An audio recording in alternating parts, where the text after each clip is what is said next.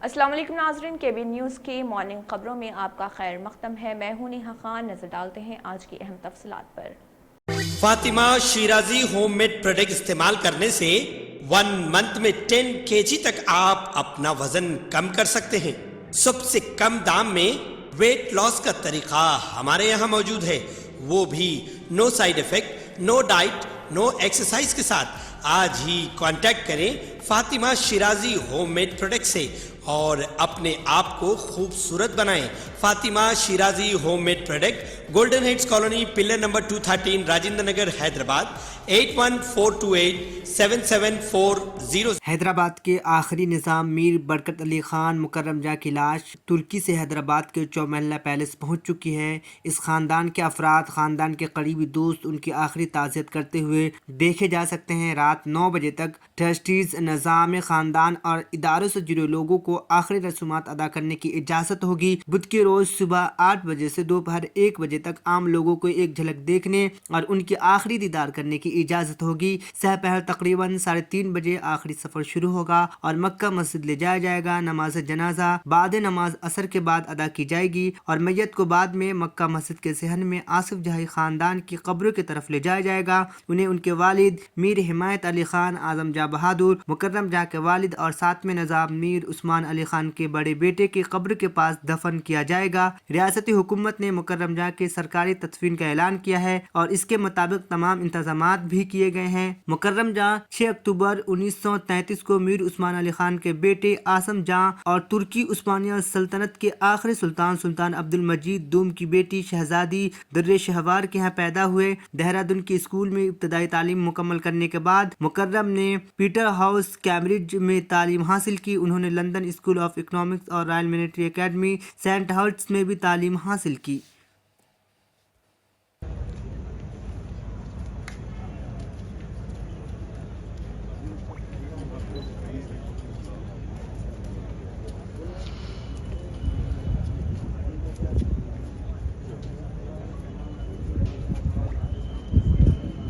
बैनुल अक़वामी company Pepsi company ने तेलंगाना में अपने ऑपरेशन को दुगना करने का ऐलान किया है। पेप्सी कंपनी को नुमाइंदों ने वर्ल्ड इकोनॉमिक फोरम कॉन्फ्रेंस में वजीर के तारक रामाराव के साथ मुनक़िदा एक मीटिंग में इस फैसले से आगाह किया। हैदराबाद में पेप्सी कंपनी के जरिए चलाए जाने वाले ग्लोबल बिजनेस सर्विसेज सेंटर को मजीद वसअत दी जाएगी और ऑपरेशन को दुगना किया जाएगा। पेप्सी कंपनी ने कहा है कि ग्लोबल बिजनेस सर्विसेज सेंटर में 2800 मुलाजमीन काम कर रहे हैं, जो 2019 में सिर्फ 250 अफराद के साथ शुरू हुआ था और ये तादाद बढ़कर 4000 होने जा रही। साल के दौरान इन इजाफी मुलाजमीन की खिदमात हासिल की जाएंगी और कंपनी के कामों को बहुत वसी किया जाएगा। इससे मुतल्लिक सरमायाकारी के आदाद व शुमार का ऐलान जल्द किया जाएगा।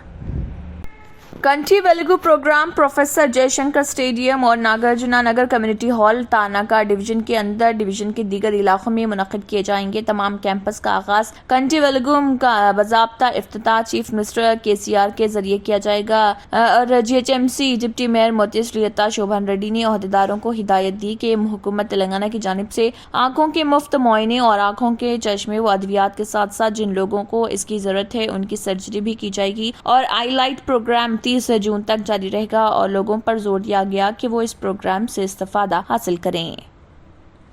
Telangana state road transport corporation TSRTC ने बताया कि उसे 1.21 करोड़ मुसाफरीन को महफूज सफर के जरिए उनके आबाई मकामात मुंतकिल करते हुए एक रिकॉर्ड बनाया है। कॉरपोरेशन ने संक्रांति त्यौहार के सिलसिले में 4 दिनों के दौरान RTC बसों के जरिए 1.4 करोड़ मुसाफरीन को उनकी मंजिल मकसूद तक पहुँचाने में कामयाबी हासिल की, ताकि ये अफराद अपने आबाई मुकाम पर मकर संक्रांति मना सकें। इन 4 दिनों में RTC बसों ने 1.57 करोड़ किलोमीटर का फासला तय किया। गुज़िश्ता साल के तकाबुल किया जाए तो इस साल 5 लाख से ज्यादा अफराद ने महफूज सफर के लिए TSRTC बसों का इंतखाब किया। Managing director TSRTC VC Sajjanar ने ये बात बताई है। उन्होंने बताया कि RTC के आला ओहदेदारों ने इंतहाई मुख्तसर अरसे में लाखों मुसाफरीन को उनकी मंजिल मकसूद तक कामयाबी के साथ पहुँचाने पर स्टाफ को मुबारकबाद दी और स्टाफ को दोबारा अलर्ट रहने का मशवरा दिया, क्योंकि आबाई मुकामात से यही मुसाफरीन दोबारा लौट जाएंगे। उन्होंने बताया कि 11 से 14 जनवरी के दरमियान 3203 खुसूसी बसें चलाई गई थी। रियासती खानसाज उमूर के वजीर वेमुला प्रशांत रेड्डी ने कामारेड्डी के एमएलए और गवर्नमेंट विप गंपा गोवर्धन से मुलाकात की, जो मामूली बीमारी की वजह से जुबली हिल्स अपोलो अस्पताल में ज़र इलाज हैं। उन्होंने डॉक्टरों से उनकी मौजूदा सेहत और इलाज के बारे में दरियाफ्त किया। वजीर ने गंपा गोवर्धन की जल्द सेहतयाबी के लिए दुआ की। अब आपको गुर्दे में और पित्ते में पथरी यानी किडनी स्टोन या गैल ब्लैडर स्टोन होने पर नहीं है घबराने की ज़रूरत। शहर हैदराबाद में सालों से इस इलाज के लिए खानदानी सिलसिले से चला आ रहा है भरोसेमंद नाम RS यूनानी फार्मेसी, जहां पर खास तौर पर पित्ते में मौजूद पथरी और दोबारा पथरी ना होने का किया जाता है मुकम्मल इलाज। आपको इस दर्द से हमेशा के लिए मिल जाएगा छुटकारा। No side effects, no operation. तशखीस करते हुए दवाएं की जाती है फराहम, तो देर ना करें, जल्द ही तशरीफ लाए। RS Unani pharmacy, Bahadurpura X road, opposite Canara bank, Hyderabad. मजीद तफसीलात के लिए रब्त करें। CCS LB Nagar SOT Rachakonda police commissionerate में वनस्थलीपुरम पुलिस के एहलकारों ने मुखलिसाना कोशिशें करते हुए वनस्थलीपुरम पुलिस स्टेशन हदूद में MRR वाइन शॉप, जो कि ऑटो नगर में वाक़ है, वहां के मालिक से 25 लाख रुपए नकद लूटने वाले डकैत गैंग का पर्दाफाश किया और इसमें मुलविस 4 मुलजिमान को गिरफ्तार कर लिया, जिसमें से उनका एक मजीद साथी मफरूर बताया गया है, जिसकी तलाश जारी है। पुलिस ने उनके कब्जे से 18 लाख रुपए की नकदी के साथ साथ एक मर्सिडीज बेंज कार, एक यामाहा फैसिनो बाइक और 5 मोबाइल फोन्स भी बरामद कर लिए। तफसीलात के मुताबिक वनस्थलीपुरम पुलिस और एलबी नगर SOT पुलिस ने मिलकर रॉबरी गैंग को गिरफ्तार कर लिया, जिसमें A3 और A4 याकुतपुरा के मशहूर पहलवान, रेन बाजार पुलिस स्टेशन के रॉडी शीटर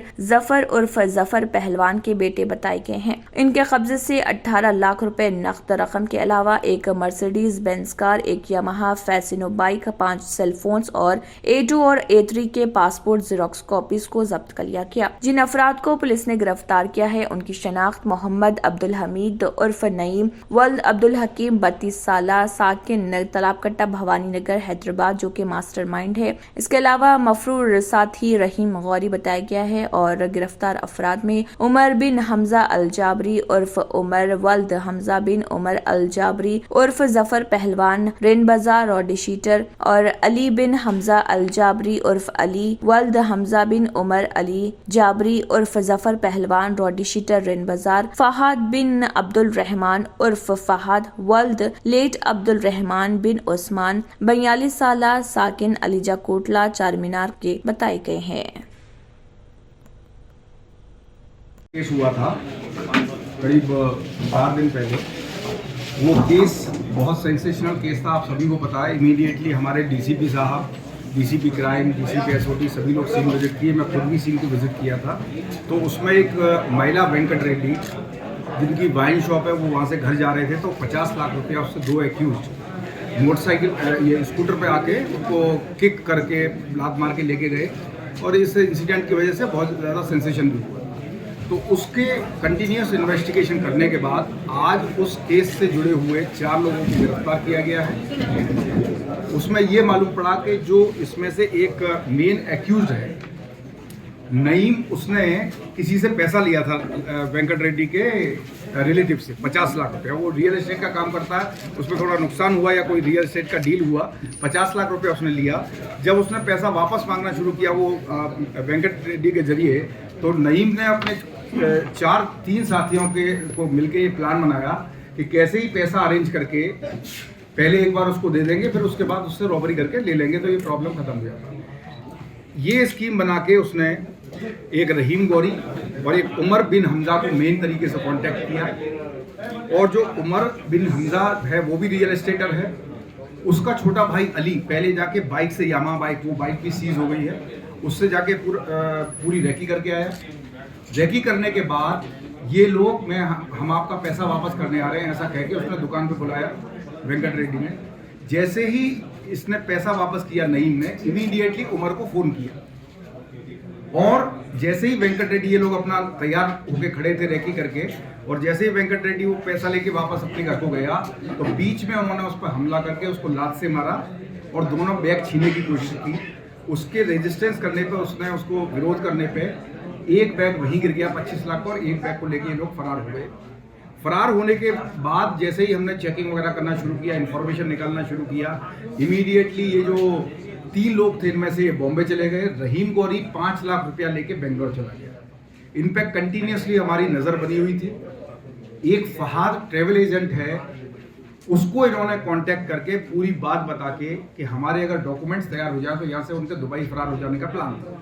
तो उस पर हमने एक काम तो ये किया कि एनओसी तुरंत जारी करवाई, इनकी लुकआउट नोटिस जारी कराया एनओसी, जिससे कि वो बाहर ना जा सके। दूसरी तरफ उन्होंने ये कागजात जो पासपोर्ट, वीज़ा, टिकट वगैरह लेके डिलीवर कराने का बहुत प्लान किया, लेकिन वो प्लान जब कामयाब नहीं हुआ तो ये लोग उसी मर्सिडीज बेंज कार से आज आके उससे मिलके जो है अपने कागजात लेने वाले थे और उसके बाद यहाँ से देश से फरार होने का प्लान कर रहे थे। उसी प्लान में इंफॉर्मेशन आने के बाद हमारे 11 टीम डीसीपी साहब की अगुवाई में और डीसीपी क्राइम और डीसीपी एसओटी, इन तीनों की टीम ने मिलके उनको इंटरसेप्ट किया, 3 लोगों को अरेस्ट किया और उनकी निशानदेही पर जो ट्रैवल एजेंट फहाद है उसको भी अरेस्ट किया गया, जिसने इन लोगों के लिए ये सारी घटनाक्रम जानने के बावजूद भी, सारी हकीकत जानने के बावजूद भी देश से भागने में इनकी मदद करने की कोशिश की। राजस्थान के अजमेर में हजरत ख्वाजा मोइनुद्दीन चिश्ती की 118वीं सालाना उर्स का झंडा 25 जनवरी को दरगाह शरीफ के 85 फुट ऊंचे बुलंद दरवाजे पर भेलवाड़ा का गौरी खानदान रिवायती तरीके से चढ़ाएगा। ख्वाजा साहब का सालाना उर्स 2023 झंडे की रस्म के साथ ही रस्मी तरीके से शुरू हो जाएगा, लेकिन रजब माह का चांद दिखाई देने पर 22 और 23 जनवरी को रिवायती शुरू होगा। इससे पहले 21 जनवरी की शाम खिदमत के वक्त मजार शरीफ से साल भर के लिए किए जाने वाले संदल को उतारा जाएगा। जनवरी को चांद रात होने से सुबह आस्ताना खुलने के साथ ही 6 दिनों के लिए जितनी और जंती खोल दिया जाएगा। इसी दिन शाम को मेहरौली से छड़ी लेकर आ रहे कलंदर जुलूस के तौर पर छड़ियां पेश करेंगे और उसमें इस बार 27 जनवरी जुमे को नमाज अदा की जाएगी और 29 और 30 को खुल की रस्म होगी। इससे पहले दरगाह शरीफ में चादर पेश करने का दौर भी चलेगा। वज़ीर आज़म, वज़ीर दिफा, मुख्तलिफ चीफ मिनिस्टर्स, राजस्थान के गवर्नर और चीफ मिनिस्टर और बॉलीवुड स्टार्स की चादर पेश होगी। ये पहला मौका होगा जब उर्स के दौरान ख्वाजा के दर पर 26 जनवरी को बसंत भी पेश की जाएगी। काबिल जिक्र है कि भेलवाड़ा का गौरी खानदान 1944 से झंडा चढ़ाने की रस्म अदा करता आया है और उर्स के बाद झंडे को उतार कर रिवायती तरीके से रखा जाता है।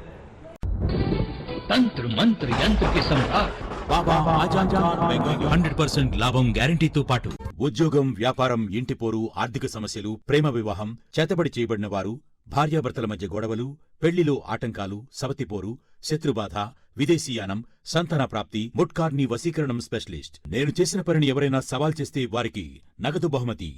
మా అడ్రస్ బాబా ఆజం ఖాన్ బెంగాలీ, మలక్పేట్, హైదరాబాద్.